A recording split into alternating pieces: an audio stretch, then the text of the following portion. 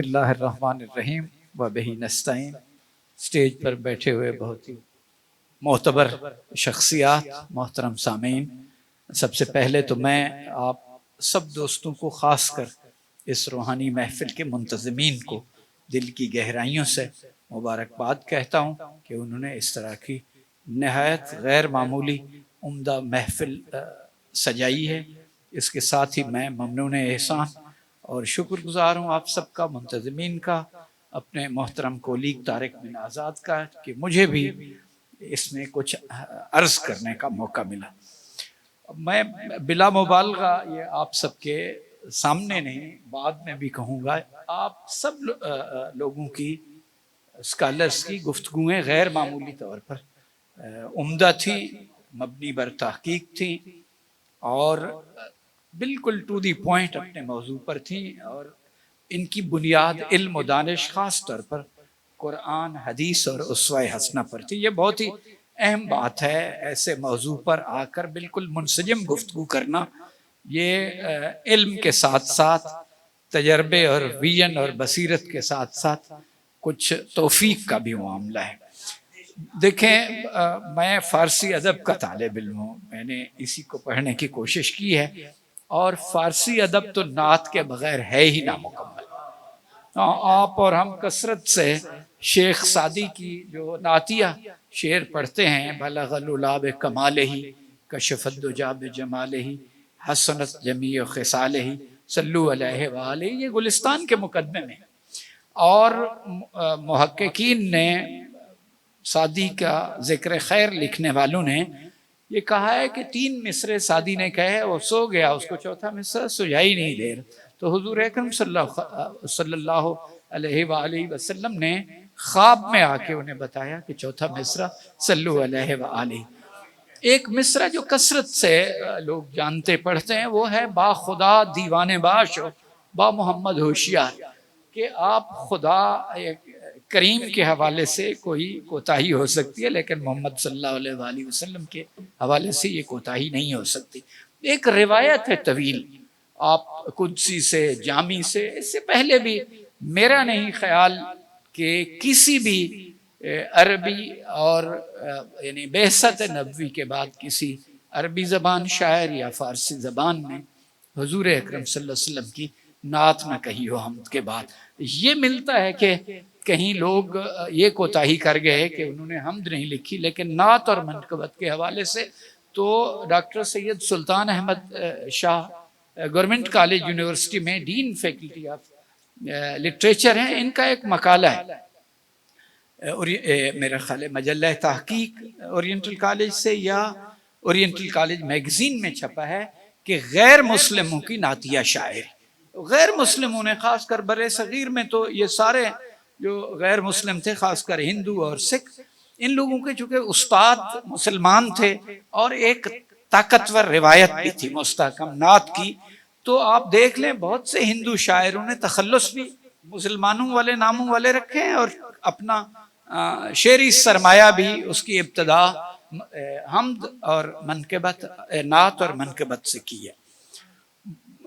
آپ دیکھ لیں غالب کو بہت سے حوالوں سے تو اس کے خطوط اردو خاص طور پر اور غزل، اور اس سے زیادہ اس کے عمدہ فارسی خطوط ہیں، لیکن میں ایک طالب علم کے طور پر سمجھتا ہوں کہ غالب کی بخشش کے لیے اس کی ایک نعت ہے جو حق جلوہ گر ز طرز بیان محمد است، آری کلام حق بے زبان محمد است، ہر کس قسم بے انک عزیز است می خورد، ہر کوئی اسی کی قسم کھاتا ہے نا جو اس کو سب سے زیادہ پیارا ہو، سوگند کردگار بنام محمد است، اللہ تعالیٰ نے محمد مصطفیٰ صلی اللہ علیہ وسلم کے نام کی قسم۔ اور اس کا جو آخری شعر ہے، مقطع ہے، وہ شاہکار ہے، وہی کافی ہے غالب کو کہیں بہت ہی اعلیٰ علیین درجے میں بھیجنے کے لیے کہ غالب ثنائے خواجہ بے یزداں گذاشتیں کن ذات پاک مرتبہ دان محمد است۔ اچھا، بہت سی باتیں ہوئی ہیں، اور یہ یقین اور ایمان کی حد تک ہے کہ کچھ کام بغیر توفیق کے ممکن نہیں۔ مولانا رومی کا آپ نے سنا، یقیناً اب صاحب علم لوگ ہیں، ان کی مثنوی، اس کے ساتھ ساتھ اس کا دیوان شمس تبریز، لیکن اس کے ساتھ ساتھ اس کے ملفوظات کا مجموعہ ہے فیہ ما فیہ. اس کے 11ویں وہ جو چیپٹر ہے اس کا پہلا، اس کے اوپر ایک شعر درج ہے کہ ہمیں چیز را تا نہ جوئی نہ یابی، یعنی کوئی ایسی چیز دنیا میں نہیں ہے جس کو تو ڈھونڈے نہ تو پا نہیں سکتا، یعنی ڈھونڈے نہ تو نہیں ملتی. ایک استثناء ہے جو زن یار را تا نہ یابی نہ جوئی، سوائے اس محبوب کے اسے پہلے پا کے پھر ڈھونڈنے کو نکلتا ہے. توفیق کا معاملہ بھی یہی ہے. شاید اسی مولانا رومی کے شعر کا اردو ایک ترجمہ ہے کہ توفیق بنا دل میں ٹھکانہ نہیں ملتا، نقشوں کی مدد سے یہ خزانہ نہیں ملتا. تو یہ توفیق ہے. اور مجھے اب 2 سال پہلے کی بات ہے، یہ یاد نہیں، رحمانی صاحب اس کی تصحیح کر پائیں گے. منہاج یونیورسٹی کے سینٹر فار حسان بن ثابت نے دوسری انٹرنیشنل کانفرنس جو نعت کی میرا خیال ہے آپ تشریف رکھتے تھے، ہاں، اس پر سب سے زیادہ گفتگو اسی موضوع پر ہوئی کہ نعت پر تنقید. یہ بہت حساس ہے، آپ لوگوں نے بھی کی. عرفی شیرازی کا ایک شعر ہے، عرفی مشتاب ان راہ نعت است نہ سہراز، کہ عرفی تو جلدی نہ کر، یہ نعت کا راستہ ہے، کھلا میدان نہیں ہے. آہستے کے راہ بر دم تیغ است قلمرا، کہ تو آہستہ چل کہ تیرا راستہ ایسے ہے جیسے تیغ پر قدم. یہ پل صراط پر چلنے والی بات ہے. اور اس کی رشید وارثی صاحب کا میں سمجھتا ہوں یہ ابتکار ہے. انہوں نے اس حساس موضوع پر کام کیا. اور تنقید کا بہرحال ایک عامی تو عموماً یہ سمجھتا ہے کہ شاید یہ تنقیص کے معنی میں، قطعاً ایسا نہیں ہے، یہ تو نقد ہے، اس کو پرکھنے والی بات ہے. اور نعت کے حوالے سے تو اس کا واضح بالکل مطلب وہی ہے کہ اس کے ہنر لفظی اور معنوی وہ ظاہر کرنا. تو یہ آپ سب لوگوں کا واقعی کریڈٹ ہے کہ ایک بہت ہی غیر معمولی نعت کا شاعر، اور پھر نعت پر تحقیق اور اس پر تنقیدی مواد شائع کرنے کا وہ جو کام ہے، اور جرنل ہے یا یہ نعت نیوز ہے، یہ انٹرنیشنل اب اس کا ہو گیا ہے معاملہ، عالمی طور پر آپ خدمت کر رہے ہیں. یہ بہت ہی اچھا ہے. باقی کوئی مسلمان ہو ہی نہیں سکتا، یہ تو ممکن ہی نہیں ہے. وجہ تخلیق کائنات کے بارے میں جو اپنے وہی جو حدیث ہے، ماں باپ سے زیادہ محبت اور عقیدت والا نہ ہو تو معاملہ نہیں. اس لیے آپ جس کو بھی دیکھ لیں، یہاں ذکر ہوا ہے کہ انور مقصود صاحب کا. انور مقصود صاحب تو بہت سلجھے آدمی ہیں، پڑھے لکھے ہیں. آپ نے امام دین گجراتی کا نام سنا ہوگا. اس کا ایک شعر ہے، حیران کن ہے. محمد کا جہاں پر آستاں ہے، زمین کا اتنا ٹکڑا آسماں ہے. آپ یعنی کیا کہہ سکتے ہیں، یہ اس جو حضل کہتا ہے. اور بھی کئی لوگوں کے ہاں محمد کا جہاں پر آستاں ہے، زمین کا اتنا ٹکڑا آسماں ہے. تو اس بنا پر یہ تو اللہ تعالیٰ جس کو عزیز رکھتا ہے اس کو یہ توفیق دے دیتا ہے کہ اس کے محبوب کی محبت اور عقیدت سے باتیں کرنا شروع کر. خود قرآن کے حوالے سے بالکل نئی باتیں کی ہیں. اقتباس وہ جو ہے تلمیح اقتباس کی، وہ ساری یہ بہت ہی عمدہ ہے. اللہ تعالیٰ آپ کو مزید توفیق دیے رکھے. لیکن علامہ اقبال نے، یعنی ان کے خطوط میں ہے، یقیناً آپ نے پڑھے ہوں گے کہ علامہ نے ایک خط میں شاید گرامی کو لکھا، جالندری کو، کہ مجھے ڈاکٹر نے اب کوئی چیز پڑھنے سے منع کیا، لیکن میں اب بھی کسی وقت قرآن مجید اور مثنوی معنوی پڑھ لیتا ہوں.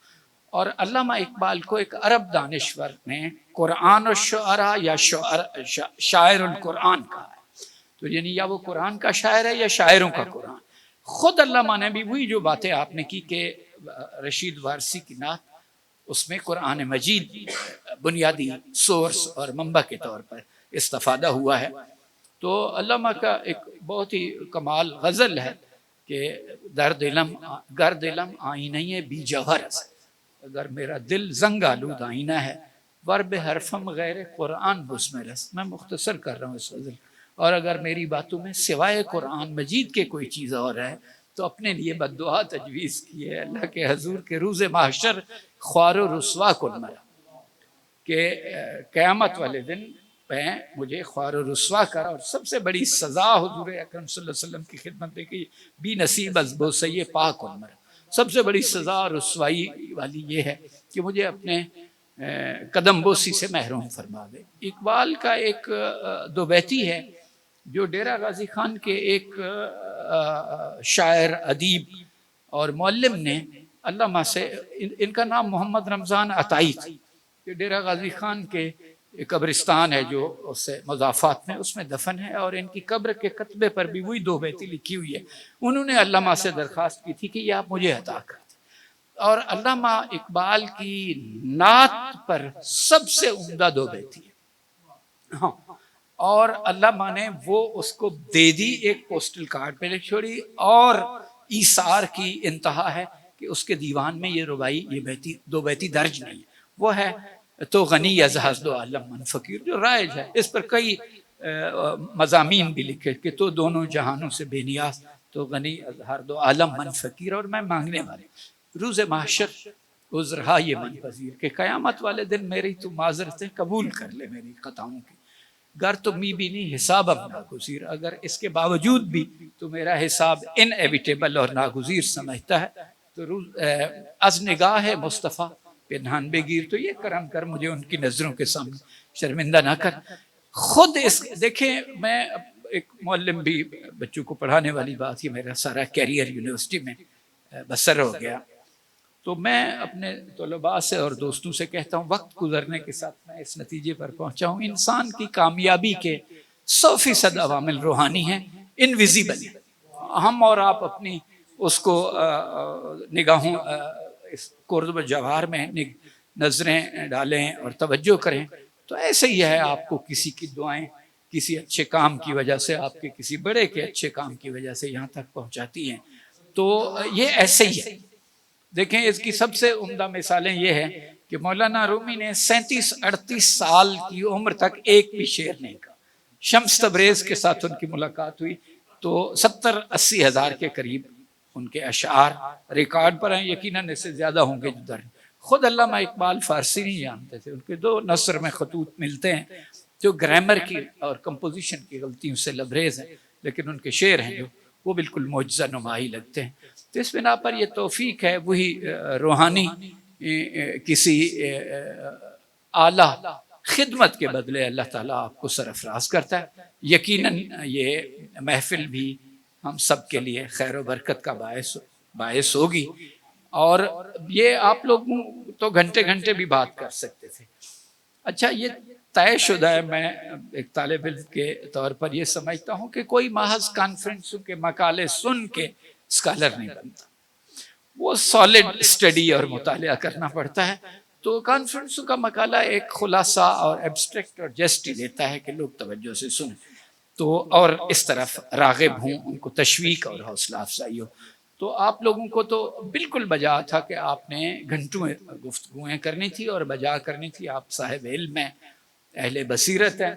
میں چونکہ صبح دفتر گیا اور اسلام آباد میں اپنے دفتر گیا، اور ایک لمبا سفر کر کے، میرا بیٹا نوید یہی FVR میں ملازم ہے، تو یہ بھی ایئرپورٹ پہ مجھے لینے آئے ہوئے تھے، تو میں سارے دن کی ایک کانفرنس تھی صبح بھی، وہ اٹینڈ کی، اپنے دفتر کا کام کیا اور فلائٹ سے پہنچا ہوں۔ تو میں یہ گزارش میں نے کی تھی کہ اگر اجازت ہو تو میں مختصر اظہار کرنا ہے تو کر کے چلا جاؤں، آپ اپنا یہ کام جاری رکھیں، اضطراب والی بالکل کوئی حیثیت نہیں۔ میں کسب فیض کیا آپ لوگوں کی، اس سے ڈاکٹر صاحبہ سے میں دور سے تو آشنا ہوں، لکھنے پڑھنے والے لوگوں سے ایک طالب علم کے طور پر، لیکن آج ملاقات ہوئی سیم ہی سبھی صاحب سے وہاں منہاج یونیورسٹی میں، اور آپ سارے لوگ صاحب علم ہیں، صاحب نظر ہیں، اللہ کی توفیق آپ کے ساتھ ہے، شامل حال ہے، تو آپ اس کو جاری بھی رکھ سکتے ہیں۔